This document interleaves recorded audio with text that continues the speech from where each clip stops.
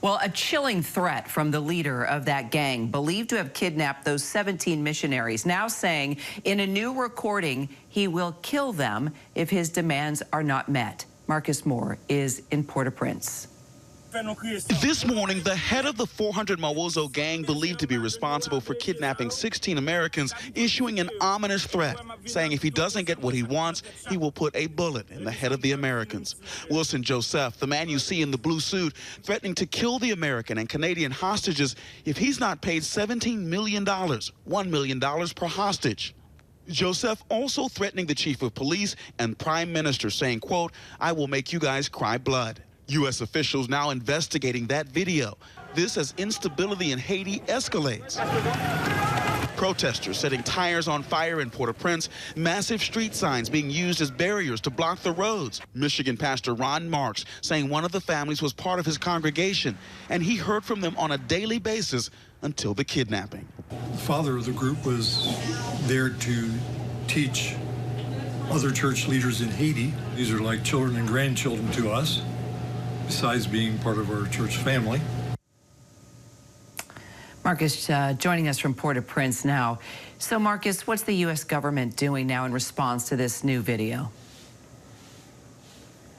Well, Kira, we know that authorities are looking at that video, and it's a part of their investigation as they work with Haitian authorities to find a resolution to this crisis that's been unfolding now for almost 7 days. It was on Saturday that these 17 men, women, and children were kidnapped as they were coming back from an orphanage, and yet there is still no resolution as the situation on the ground here continues to seemingly get worse.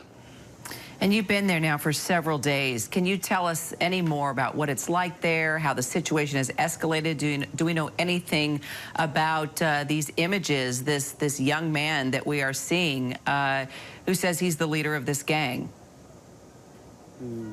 Well, Kira, what we have seen here in recent days is chaos in many ways. I can tell you when we were here in July, that was a difficult time for the people here in Port-au-Prince.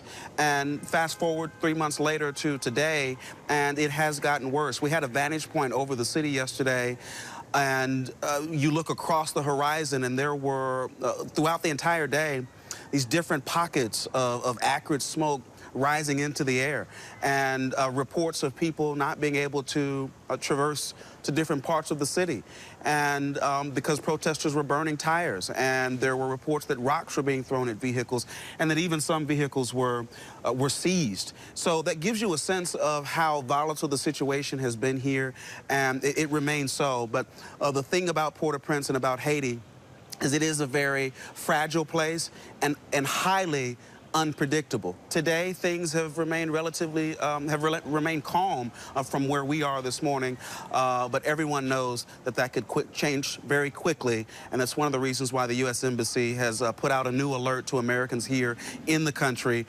to avoid all unnecessary travel, Kira, and also remain vigilant. And you talk about the young man we saw in the video who claims to be the leader of the 400 Mawozo gang. The gangs here control a large portion, about half of this city, and it's one of the things that is adding to the urgency of the effort to resolve this kidnapping case peacefully. Any word on how the missionaries are doing? No word at this point, Kira. As you know, this is a very delicate situation, so a lot of the details about the progress, if there has been any in the midst of this situation, we haven't been made privy to that. Authorities here, not only here in Haiti, but also in the U.S., have been quite tight-lipped. But the hope, as you know, Kira, people here in Haiti and in the U.S. and really around the world are praying that those 17 men, women, and children will be released unharmed. Indeed they are. Marcus Moore there in Port-au-Prince. Thanks, Marcus.